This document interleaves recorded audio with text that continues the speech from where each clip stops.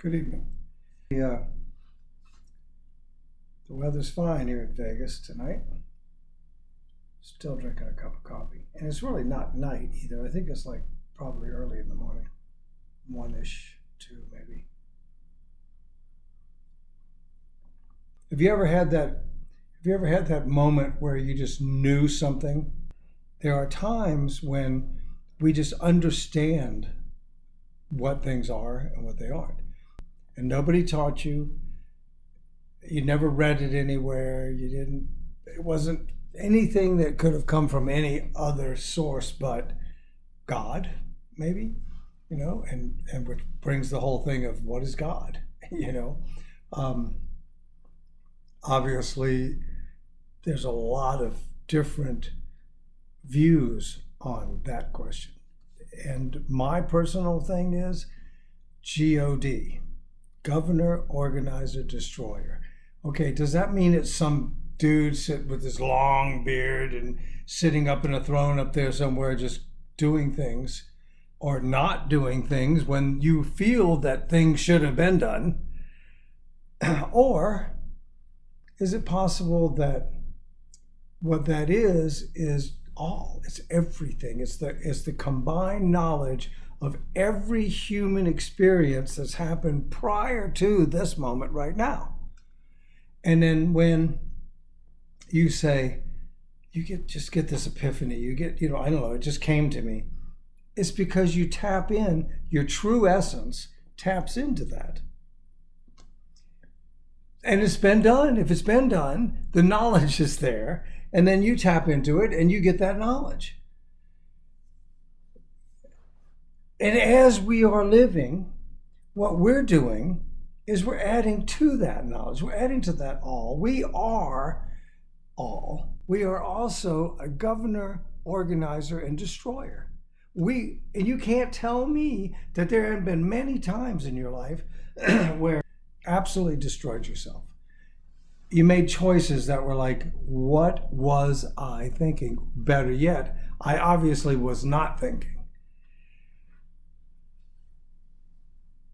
And where was I going with this?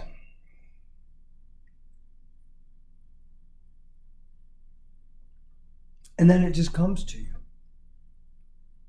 You just know the answer. That came from up there because your true essence, what I was saying, your true essence. See, I believe that this particular why are we here question, this particular situation, what is the purpose of our experience? What is the purpose of our being here? And some people say, well, we are the only ones that exist. There are no more life forms anywhere in any galaxy beyond this galaxy or this galaxy, which is an absolute ludicrous thing to think. We are it. We are everything. Well, in some respects, you're absolutely correct. Because we really are everything, but not in its entirety. We are a part of everything. We are God. We are the governor, organizer, and destroyer of everything that's within our circle of influence. Because not only are there consequences to what my choices are for me, but when I engage in the choices that I just made, not only is there a result based on how I do that choice, but everything that I influence or that is seen by me or heard by me or is affected in any manner by me is also governed by that choice. So now I'm a governor. Now sometimes those choices are really, really out there.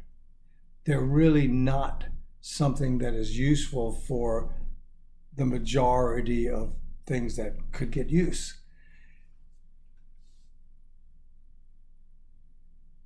So those choices can destroy. And so now I'm the destroyer. Now, I'm not saying that I'm this God that can change the universe with the wave of my hand. But I can say that I influence the universe with the wave of my hand, just like you do, just like everybody does, because we're all part of this same energy. We are literally a positive energy,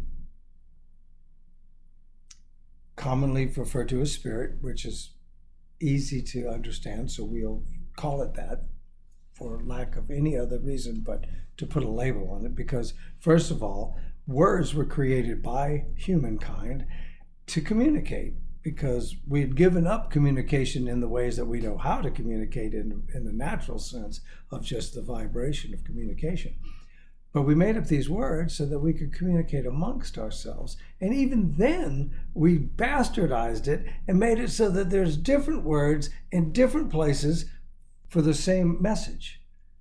So we still keep it confused. And that is the will part. You know, the Trinity, the body, the spirit, and the mind, the will. The will part is just what we have come to believe we are, or what we've come to believe is the answer to something. It isn't necessarily the answer. It's probably got some root in truth.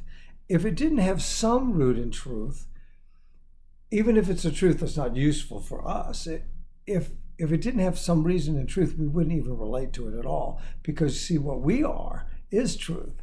Ergo, we look for the truth. We hear and recognize the truth here in that energy, in that spirit. But then we think about it. And now once we think about it, we're putting justifications, we're putting definitions, we're putting our own personal socioeconomic twist on it. So it becomes bastardized. You know, I think I said sometime a long time ago that if you take everything you hear, say, do, think, whatever, and if you narrow it down to its simplest form, you get closer to the truth. Because now we're not thinking about it, we're not analyzing it, we're not trying to make whatever it is that we think we should make out of it. You know, we just hear it, we just know it, we understand it, it becomes useful for us, and we apply it. Okay, so let me summarize, all right? We are a positive energy, commonly referred to as spirit, having a physical experience. In this physical experience, we gain the wisdom that we give back to all right? Because we're part of that. Now, once we obtain this wisdom, and wisdom is merely experiencing something, learning from the experience, and then applying what you learned. Okay, so now, once we have this experience, the applying part comes into effect. And once we apply it, now we give it to all. Once we give it to all, if somebody else comes up with something and they need to know, they're looking for that thing that just comes to them, there it is. Because we put it there.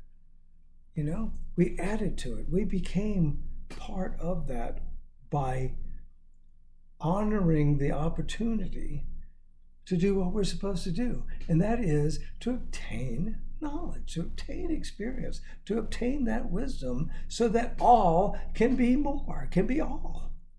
You know, capital ALL, if that's the way you need to do it if you're typing, you know.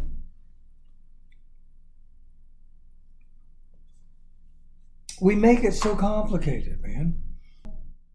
I have talked to a lot of people, and everything from we make up our universe. Everything that happens is because we created it. Okay, well, let me ask you this then. If everything that happens, that because I created it, and I'm including you in my creation at the moment, when you walk away, are you no longer existent? Do you no longer exist? Is there this bubble that is only my circle of influence and anything else does not exist? Wow, how is that possible? You know, there's billions of people, billions of humankind meandering. How is it even possible that they don't exist because I'm not creating it, because I'm not thinking about it? And if you say, well, we created everything, including those billions of people, so that we can have our experience, then I go, well, what the am I talking to you for? Because you aren't there. Yeah, no, I'm sorry. That theory is weaker than this cup of coffee. I was asked to talk for 5 or 10 minutes. I hope that I've given you something, even if it's bits and pieces.